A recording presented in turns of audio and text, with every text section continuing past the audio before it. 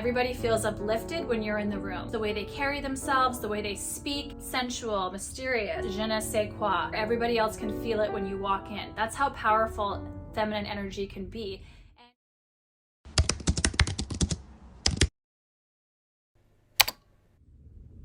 Hi guys, welcome to Self-Care Sundays with Sophia, where we talk about self-love, self-growth, and everything in between. I'm super excited about today's video because this is something that I've been kind of studying the past few years, a lot more lately, just with watching other YouTube videos, reading books, and really trying to tap into my feminine energy. Feminine energy is the most powerful source of love and nurturing energy we can make human life. It's a very powerful thing and it's very special, and it's not gender specific either.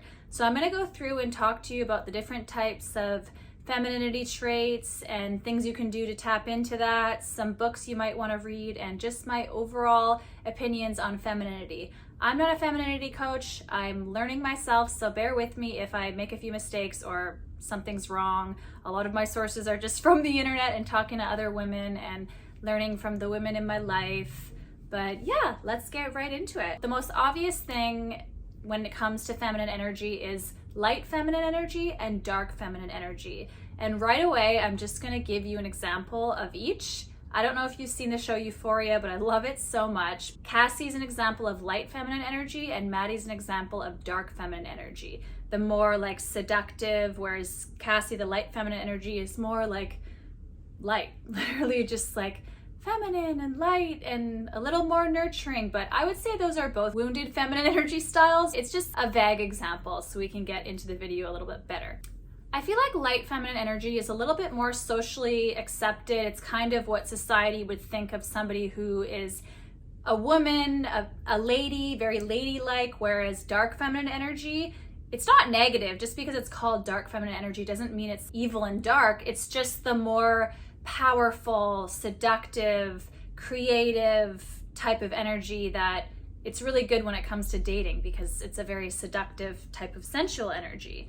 That's why Maddie from Euphoria, she totally possesses that. Somebody who's really tapped into their dark feminine energy, they're gonna be very fierce. They're gonna be very magnetic. They're gonna be authentic, not afraid to say it like it is. They're very confident in themselves. Nope, this is my worth. Come to me, or get lost. It's a very powerful, it's a place that I feel like we all want to be as far as confidence and being your best self, and it's fun to tap into that. I feel like if I'm on a date, I'm more likely to want to tap into my dark feminine energy because I want to be a little bit more mysterious, a little more sensual, and just overall powerful. Some of the things about light feminine energy that are really great is being very nurturing, intuitive, compassionate, graceful, being very empathetic, things like that. It's kind of like a motherly energy in a way, but it's just more of like a softer, if you were to think of a Disney princess, that's the classic light feminine energy. Things that I guess would be more ladylike in society. There's nothing wrong with it. It's, you know, nowadays I feel like it's very like strong, independent woman, but no, I think the old school ways, light feminine energy is very powerful, and it's fun to be calm and tap into that. Whenever I'm alone, I'm more so tapping into my light feminine energy because I'm very into self-care. I'm cleaning my home, I'm having a bath, I'm doing things that are very calming because I like my home to be a very peaceful home. Whereas when I go out, even if it's not on a date or if I'm just like with friends, I'm more so tapping into my dark feminine energy. So being very fierce, confident, very sensual, mysterious, that type of thing. Whenever we think of feminine energy, a classic prime example is Marilyn Monroe. Now I feel like she has both light feminine energy and dark feminine energy. The way she's very soft spoken and the way she carries herself, she has that energy of like, where if she were to walk in the room, everybody would be like, whoa, who is that? Without even realizing how beautiful she is at first. She just had this je ne sais quoi. That's another classic quote. I'm sure you've heard it before, but it's the French saying. It translates to I don't know what. So she has that something something, that je ne sais quoi.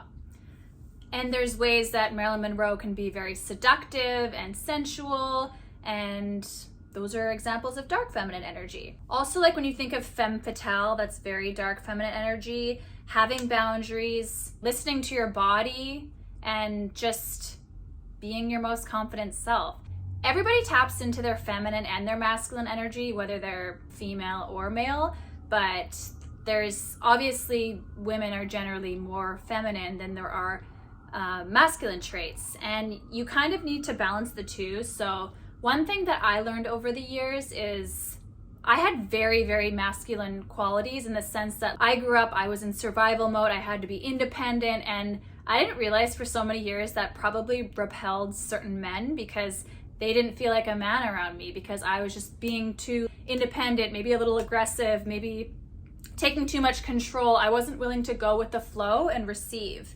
Being in your feminine energy is receiving, whereas masculine energy is giving. So that's why you're supposed to let a man chase you. You shouldn't be chasing a man, because that's tapping into your masculine energy.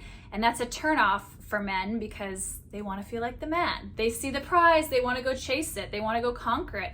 Whereas as a woman, it's nice to just sit back and be able to observe, okay, is this man worthy of my time? I know my worth. I know who I am and what I deserve and exactly what I'm looking for. So I'll wait and see if he proves himself to me. Whereas I think when I was a little younger, I was very motivated to, if they didn't like me, I wanted to change their mind or prove to them that I am worthy. I cared about other people's opinions of me. Even though I didn't think I did, subconsciously, obviously I did, because I would want to chase, or, well, why don't you like me? And that's not being in my feminine energy. That's wounded feminine energy is what it is, I think. See, all of the terms and the buzzwords I kind of get confused with, because I'm learning this topic myself, but it's just such a fun thing to study. Speaking of studying, I'm going to recommend some of my favorite books in regards to feminine energy. The first one, I don't think a lot of people have heard of this one, but it's called Pussy, a Reclamation, however you say that word. But this is a really good book. Honestly, I haven't read it in like 3 years, so I feel like after this video, I'm going to start it again tonight. But it's a great one. Another book that's just such a classic OG, Why Men Love. I first read this, I think, in like grade 10, but I've reread it so many times over the years. There's also Why Men Marry.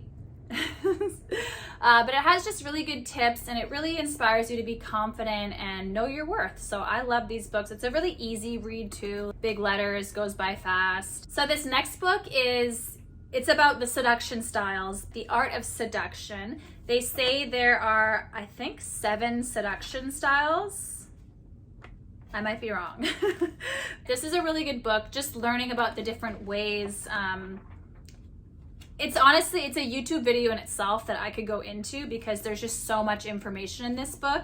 It's a little bit of a harder read. If you were to just Google the different seduction styles, it's really interesting. You'll gravitate towards one. It's kind of reminds me of like the 5 love languages, where you're more like 1 or maybe 2.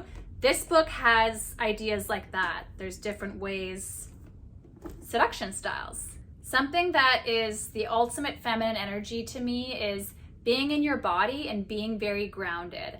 I always listen to how I feel. So if I enter a room and I don't feel good or inspired, I want to get out of there. I want to protect myself. And when it comes to dating, I'm genuinely turned off by a man who isn't pursuing me. I'm at a point in my life where I do know my worth. I know what I'm looking for.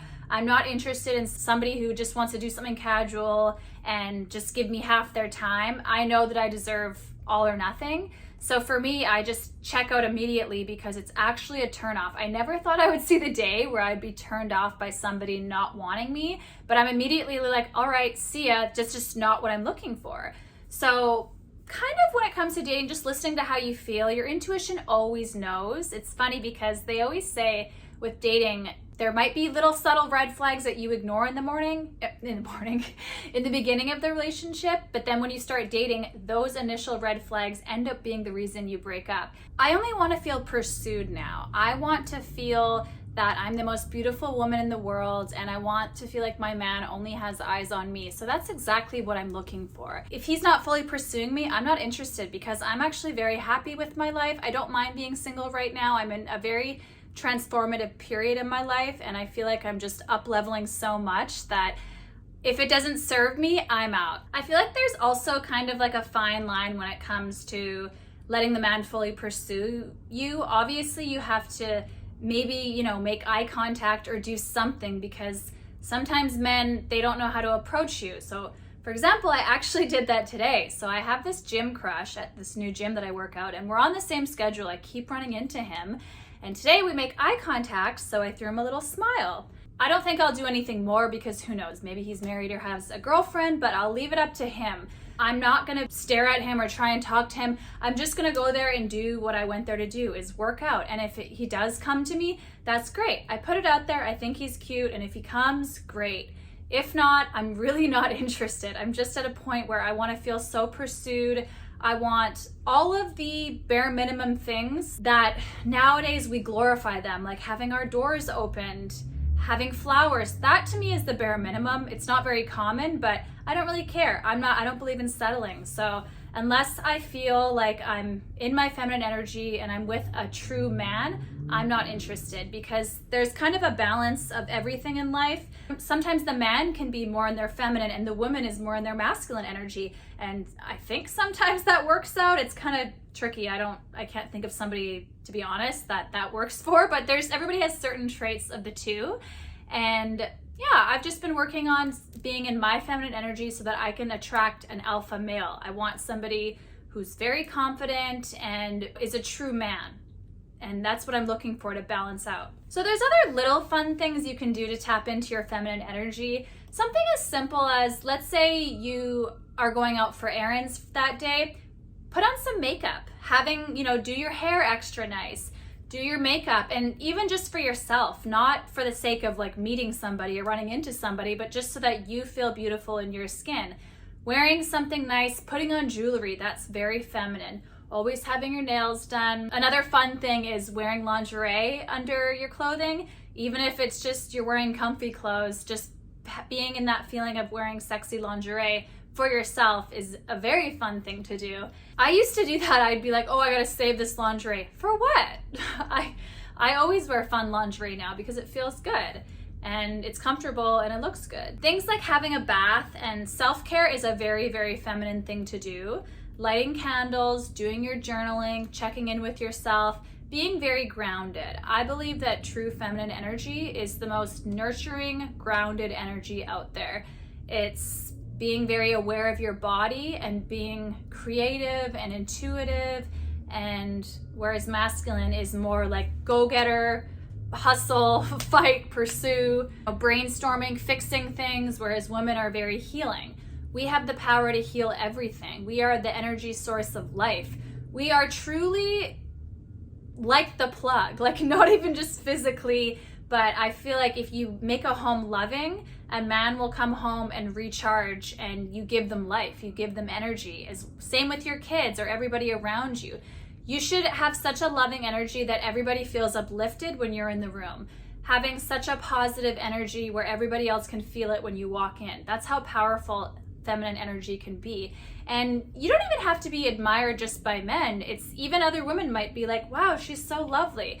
I've had certain women in my life where I just admire them so much because they're really truly in their feminine energy, and you can see just the way they carry themselves, the way they speak. It's very inspiring to me, and it's just really nice to be around. You feel safe, you feel loved and warm, and you just want to be around that person more. You kind of just feel more warm around those type of women. And stereotypically, mothers, of course, most mothers have this feminine energy naturally, but even just like a friend who's very calming and you're upset, you call them, you feel so much better because they're really truly tapped into their feminine energy. And it's so powerful and healing. Also, doing things like affirmations is very, very important for self-love. I also feel very feminine when I'm doing things like cooking at home because I'm creating something, making a beautiful meal for myself, and I feel taken care of. Also, when I'm at the gym, I wouldn't say that's as much feminine, but after when I do like my sauna, steam room, shower, all of my lotions and that part, I feel feminine in that moment. Reading for some reason as well feels like a feminine energy type of thing because it's healing, it's nurturing. I'm feeding my brain and I feel very grounded and present in the moment. I meditate every single day. Sometimes I hold crystals. I'm not huge on crystals, but I just have some that are comfortable in my hands. One of them actually is called crystal quartz, and that one, the crystal quartz is actually supposed to bring feminine energy. So I like holding that one because it kind of just feels, it gives me that, whether it's placebo or not, I don't know. Like, I know there's some science behind crystals, but regardless, if you have a crystal and you kind of label it what it's supposed to do, subconsciously it'll probably help, right?